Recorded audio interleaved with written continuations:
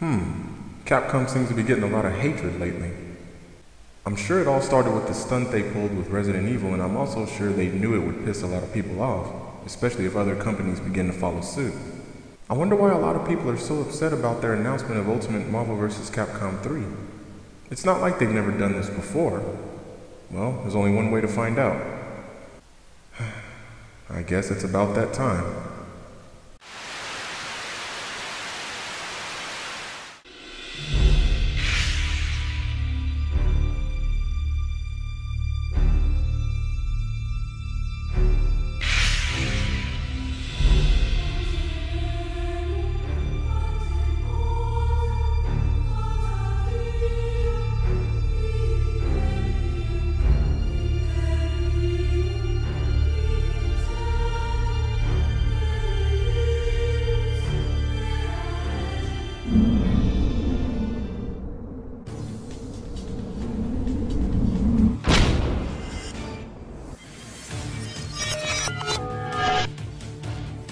Well, it looks like Capcom got on some people's bad sides, and I can easily see why.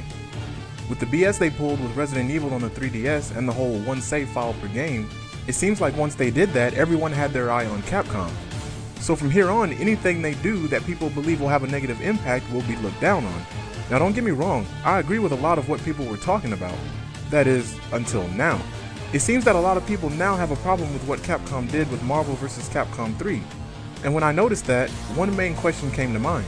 Now my main question here is, what's really bothering you guys about this? It can't be because you feel that Capcom is screwing you over by doing this, can it? If anything, you guys should have known this was going to happen. Why? Because it's Capcom. They've been doing this for almost 20 years. Personally, I plan on getting Ultimate Marvel vs. Capcom 3. I didn't buy the original one because I was waiting for something like this to happen. It's the same reason why I didn't buy Street Fighter 4, but instead waited a bit. Then when I heard about Super Street Fighter 4, that's when I said to myself, now I'm gonna buy it. So why don't I have a problem with this? Well, those of you that are upset with Capcom making Ultimate Marvel vs. Capcom 3, let me introduce you to Street Fighter 2, Street Fighter 2 Champion Edition, Street Fighter 2 Turbo, Super Street Fighter 2, and finally Super Street Fighter 2 Turbo. Then let me introduce you to Street Fighter 3 New Generations, Street Fighter 3 Second Impact, and Street Fighter 3 Third Strike. After that, let me introduce you to Street Fighter 4, Super Street Fighter 4, and Super Street Fighter 4 Arcade Edition. So when I say I saw this Ultimate Marvel vs. Capcom 3 game coming a mile away, can you guys see why I say that and know that I'm not just talking out my ass? Capcom is notorious for these types of things, be it on their Street Fighter series or hell, even on their Resident Evil series. So while a lot of people saw this as Capcom being deceitful, I saw it as Capcom being Capcom and doing what they always do. This wasn't Capcom being devious and trying to fool the consumer into buying Marvel vs. Capcom 3, then forcing them to get the expansion to it, unless a lot of people just didn't know Capcom's been doing this for a while, which if that's the case, I take it all back. Guys, I have a speculation on what's really going on, tell me if I'm correct or not. I think this has a lot less to do with Ultimate Marvel vs. Capcom 3 and more to do with what I consider a bad move by Capcom with their method of fighting piracy and the used game market.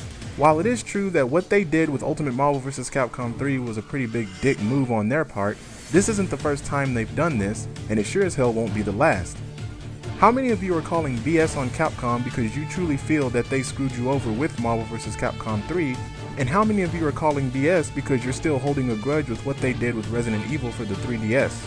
Now I will admit, they've never done this pattern before with Marvel vs. Capcom as far as I know.